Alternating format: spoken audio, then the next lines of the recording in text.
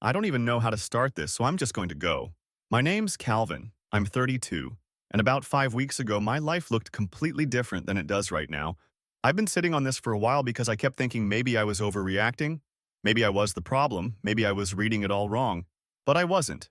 And honestly, writing this out is the only thing keeping me from driving to certain people's houses and saying things I can't take back. So here we go. Quick backstory because it matters. My mom raised me and my brother Felix alone. Our dad left when I was 9, just packed a bag one morning and drove off, and we never heard from him again. My mom worked 2 jobs for years, but every single night she cooked dinner for us. Didn't matter how tired she was, didn't matter if it was just rice and beans, she made it, and we sat together. I picked that up from her. For me, cooking for someone is how you tell them they matter. I know that sounds corny or whatever, but it's the truth, and it's relevant to what happened.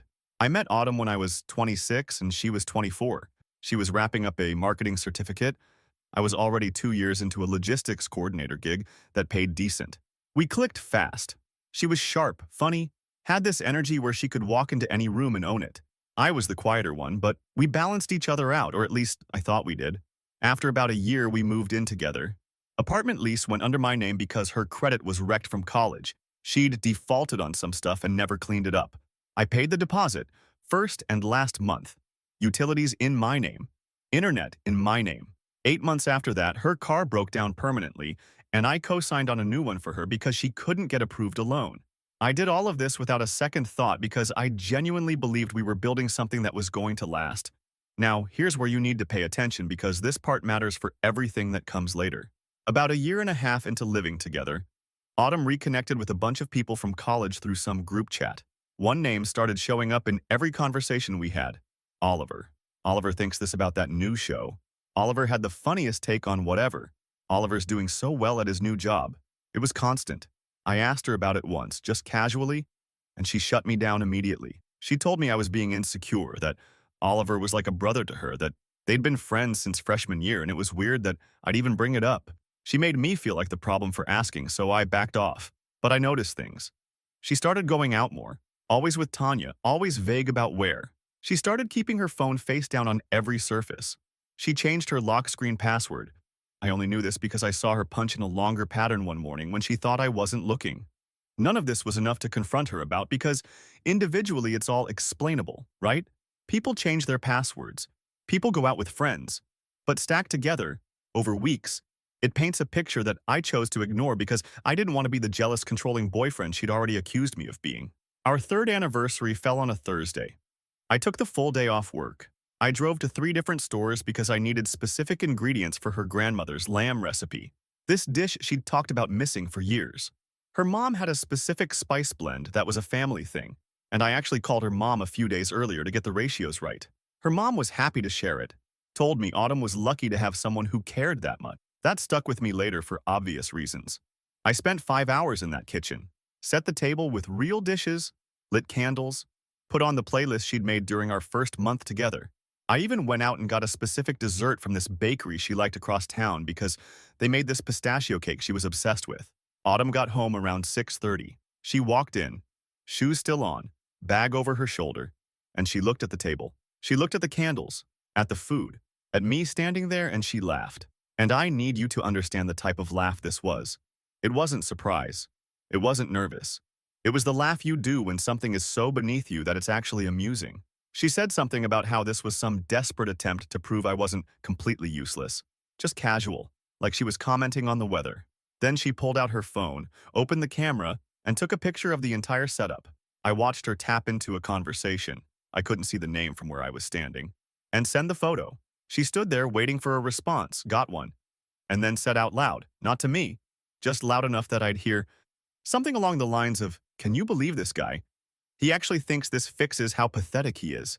She didn't sit down. She didn't touch any of the food. She walked past the table, past me, went straight into our bedroom and closed the door. A few seconds later, I heard the FaceTime ringtone, and then a man's voice coming through the speaker. She was laughing again. Same laugh. I stood in the kitchen and listened to her laughing with someone else on our anniversary while the lamb was still warm on the table. And here's the thing, I didn't yell. I didn't bang on the door. I didn't call anyone. I cleaned up. Every single dish, every pot, the candles, the playlist, all of it. I wrapped the food, put it in the fridge, scrubbed the pan, wiped the counters. I did it all in silence, and while I was doing it, something just clicked into place, like a switch flipping. Not sadness, not confusion. I just got extremely, completely calm. The kind of calm where you realize you're done being the person who tries harder. I was done. She came out of the bedroom about an hour later, walked past me on the couch, grabbed water from the kitchen, and went back in without saying a single word, like I was furniture. That night I didn't sleep, not because I was upset, because I was planning. I lay there on the couch running through every single thing that connected us financially and legally. The lease, the car, the phone plan, the utilities. Every single thread that tied me to her. And I started figuring out exactly how to cut each one in a way that would hit the hardest at the worst possible time. Some of you might read this and think I should have just left, moved on, taken the high road. And maybe you're right. But you weren't standing in that kitchen smelling lamb you spent 5 hours cooking while your girlfriend of 3 years FaceTimed another man in your bedroom on your anniversary. You weren't the one she called pathetic. So respectfully, the high road can wait. I've got a lot more to tell you. The anniversary was just the beginning. Man, I need a second, because this dude called her mom. He called her mother to get a spice ratio right. Do you understand the level of intentionality that takes? This isn't a guy who grabbed flowers at a gas station on the way home. He reverse-engineered a family heirloom recipe because it meant something to her. And this woman photographed it like evidence of weakness and sent it to the man she's actually invested in. That is a level of cruelty that doesn't come from having a bad day. That comes from genuinely viewing another human being as beneath you. Like, she looked at this man's love language, the thing his mother taught him when they had nothing. Rice and beans on the table, single mom working 2 jobs. She looked at that and saw a joke. And the part that got me quiet was the cleaning. Because that's not a man falling apart. That's a man who has spent his entire life being the one who holds things together. And in that moment, he realized he'd been holding together something that was never real. The calm he's describing? That's not peace. That's the moment someone stops investing emotion into a person who was never worth it. And honestly, it's terrifying. Because people who explode, you can manage. People who go calm and start planning, those people will dismantle your entire life with a spreadsheet and a lunch break. Autumn has no idea what's coming. Update 1. All right, I'm back. The amount of people who DM'd me after the original post telling me to just leave, I hear you. But leaving is easy. Leaving without making sure she understands exactly what she threw away takes time. And I had 47 days of lease left, so I had plenty of it. The weekend after the anniversary, Autumn acted like nothing happened. Saturday morning, she made herself coffee, scrolled her phone, and asked me if I wanted to do laundry together. No mention of Thursday. No mention of the food, the candles, nothing. She genuinely did not register what she'd done as something worth addressing. That told me everything about where I ranked. She went out Saturday afternoon, said she was meeting Tanya, came back near midnight. Sunday, she was on her phone all day giggling at texts in the other room. I sat at the kitchen table eating leftover anniversary lamb. I wasn't about to waste 5 hours of cooking. And let the anger settle into something useful. Monday, I started executing. Lunch break, sitting in my Tacoma in the work parking lot, I called the landlord, sole leaseholder. Lease up in 47 days, 30 days written notice required. I submitted the non-renewal through the tenant portal right there from my phone. 4 minutes. Then, I called the auto financing company about the car I co-signed for Autumn and asked what happens when a co-signer requests removal. The rep explained she'd need to refinance independently based on her own credit. I already knew her score was somewhere in the low 500s because she'd gotten denied for a store credit card at the register 2 months earlier. That call was just confirmation. She couldn't survive this financially without me. I didn't pull the trigger on anything yet. If I hit her with everything at once, she'd have time to regroup and ask people for help. The point was timing each thing so it landed while she was still dealing with the last one. Tuesday after work, while Autumn was at the spin class she'd started going to every Tuesday and Thursday evening, conveniently right around the time Oliver became a permanent fixture in our conversations, I had about 90 minutes. I went through the apartment and pulled only what mattered. Documents, birth certificate, social security card, truck title, external hard drive, my grandfather's watch that my mom gave me at 25, the toolkit Felix got me 2 Christmases ago, 2 boxes into the Tacoma, drove across town to Felix's place. He opened the door, looked at the boxes, looked at me, and just said the spare room's open. No questions. I told him I'd explain soon and drove back before Autumn got home. Wednesday, I got a text from Nancy, Autumn's friend. I'd met her maybe 4 times at group dinners. She had my number from an old group chat Autumn added me to over a year ago for someone's birthday dinner. Nancy's message said Autumn had been telling their whole friend group I was emotionally abusive, that I monitored her phone, that I controlled who she saw and when. Nancy said she'd believed it at first, but something didn't sit right because the few times she'd been around us, I seemed normal. So Autumn wasn't just doing whatever she was doing with Oliver.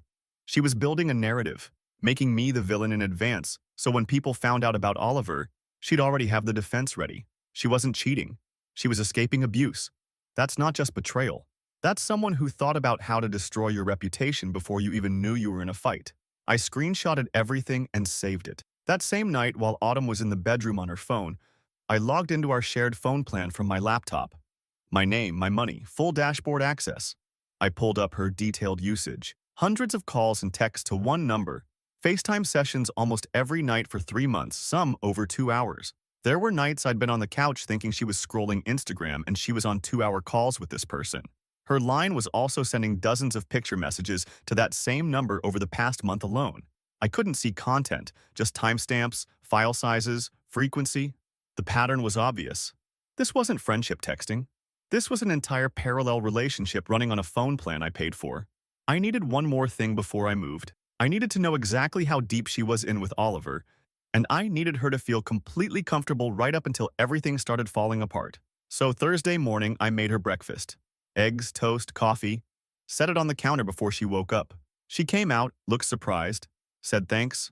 We sat in that kitchen eating in silence like a normal couple on a normal morning, and she had absolutely no idea that the apartment had 46 days left on its lease and the man across from her was already halfway gone. Things escalated fast after this. Update coming soon. The Nancy text is genuinely one of the most chilling details in this whole story. Because look, cheating is one thing. It's devastating. It's a betrayal. But it's something people do out of weakness, out of selfishness. And at least you can point at it and say, that person was wrong. But preemptively telling your friend group that your boyfriend is abusive? That is strategy. That is someone building a legal and social defense system months in advance. She wasn't just cheating on Calvin. She was constructing an entire alternate reality where she's the victim and he's the monster. So that when the affair eventually surfaced, nobody would even question her. And the scariest part is it almost worked. Nancy almost believed it. If Nancy hadn't had that gut feeling that something was off, Calvin would have walked out of this relationship and into a world where everyone already thought he was an abuser. His reputation, his social circle, potentially even future relationships, all poisoned before he had a chance to defend himself. And meanwhile, this man is sitting across from her making breakfast, playing the long game with the patience of someone defusing a bomb, making eggs for a woman who's telling people he's dangerous. The restraint alone is superhuman. Most people would have cracked by Wednesday. Calvin is out here running a 47-day operation with the emotional discipline of a surgeon. And I love that he ate the leftover lamb. I love that detail so much. 5 hours of cooking and love and she didn't touch it, but he wasn't going to let it go to waste. That's the most raised right energy I've ever seen in a Reddit post. /reaction. Update 2. A lot of you asked why I didn't just confront her. Here's the thing. Confrontation gives her a chance to spin it. She's already told her friends I'm abusive. If I blow up, I become the angry, controlling boyfriend she described. She's going to watch her setup collapse piece by piece and know exactly why. And there won't be a thing she can twist. Friday, 11 days after the anniversary. I'd been acting normal all week. She was relaxed, still on her phone constantly, still doing Tuesday, Thursday spin class, still mentioning Oliver in passing. Zero suspicion. That evening in the kitchen, I brought it up casually, told her the anniversary bothered me and I wanted to talk. She got defensive immediately, said I was making a big deal out of nothing. She'd had a rough day that Thursday and wasn't in the mood for some elaborate setup. That I always created situations, then got upset when she didn't react how I wanted. Said I was exhausting, and normal couples don't need 5-hour cooking performances.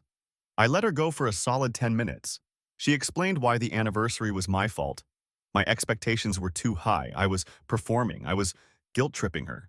At no point did she mention the photo she took, the message she sent, what she said about me out loud, or the FaceTime call.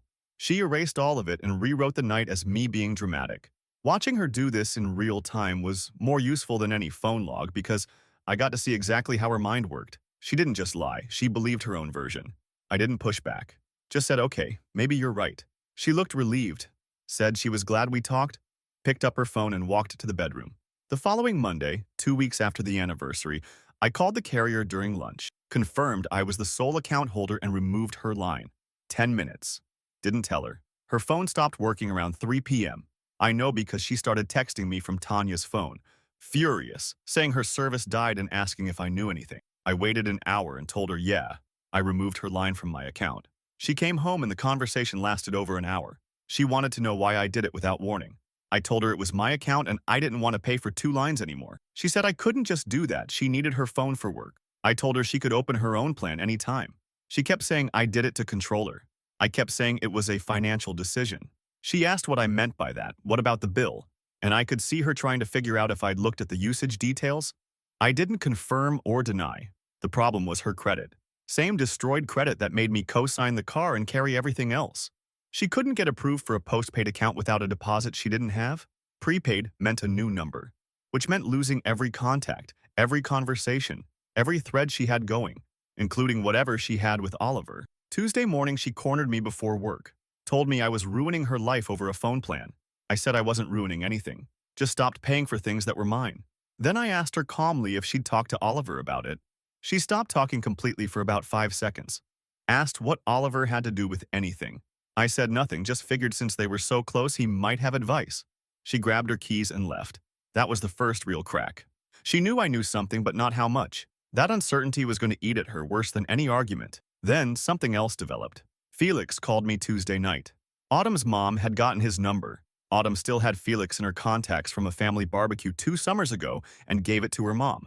Autumn's mom called Felix saying I was being cruel, and Autumn was upset. Felix, who knew everything by now, told her mom exactly what happened on our anniversary. The cooking, the laugh, the photo, the FaceTime, the word pathetic. He said there was a long silence, and then her mom said she'd call Autumn herself. That call happened Wednesday night. I wasn't there, but I know because Autumn came out of the bedroom looking like she'd been arguing for an hour and told me her mom had just spent 40 minutes grilling her about the anniversary and asking who Oliver was. Autumn was furious at me, saying I had no right to involve her family. I told her I didn't.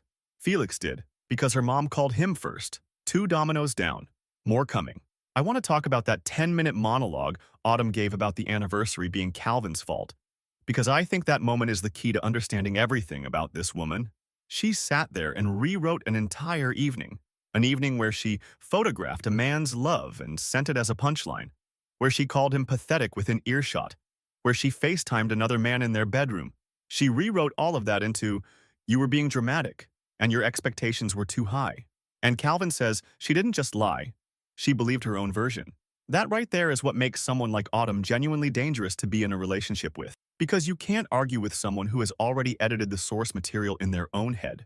You bring up facts, and they look at you with complete sincerity and tell you those facts didn't happen, and they mean it.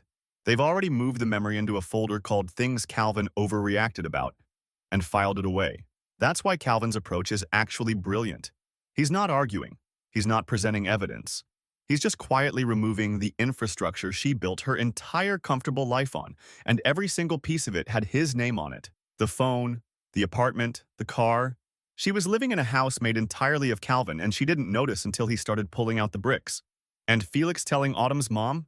Beautiful, because Autumn had been controlling the narrative with everyone, right? Friends think Calvin's abusive. She's the victim, she's escaping, but she forgot to prep her own mother. And now Mom is calling with the real version of events, and Autumn can't gaslight her own mother the way she gaslights Calvin. 40 minutes of grilling. You know her mom was asking questions Autumn couldn't spin her way out of because her mom is the one who shared the lamb recipe. Her mom knows what that recipe means. Her mom knows exactly the kind of effort that takes because she gave Calvin the spice ratios herself. Autumn disrespected something her own family treasured, and now her mother knows it. Reaction. Final update. Last update. Thank you to everyone who's been following this. Some of you called me cold. Some of you said I was a legend. I don't really care either way. I did what I had to do. Here's how it ended. After the phone situation and her mom grilling her about Oliver, Autumn shifted tactics. She stopped being angry and started being sweet. Suddenly, she wanted to cook dinner together, wanted to watch movies on the couch, kept asking me about my day like she was auditioning for Girlfriend of the Year. She even brought up the anniversary on her own one night, sitting on the couch saying she'd been thinking about it, and she was sorry for how she reacted, that she'd been stressed with work and took it out on me and it wasn't fair. She said she wanted us to try harder. Now, some of you might read that and think she was genuinely trying. I didn't. Because not once in that little speech did she mention Oliver. Not once did she explain the photo, the message, what she said about me, or the FaceTime call. She apologized for being in a bad mood. That's it. She was managing me, not apologizing to me. There's a difference, and if you've ever been with someone like this, you know exactly what I'm talking about. I played along for about 4 days. Then, on a Monday evening, 3.5 weeks after the anniversary, I told her the lease wasn't being renewed. I said it plain. I submitted the non-renewal notice. The apartment was done at the end of the month, and she needed to find somewhere else to live. She asked if I was serious, and I told her I was. She asked where she was supposed to go, and I said that wasn't something I could solve for her. She asked if this was about Oliver, and I said, no, this is about me not wanting to live with someone who calls me pathetic on our anniversary and then FaceTimes another man in my bedroom. That was the first time I said it all out loud directly to her face. And the conversation that followed was the longest and most revealing one we ever had. She tried everything. First, she denied it, said she didn't say that I was exaggerating.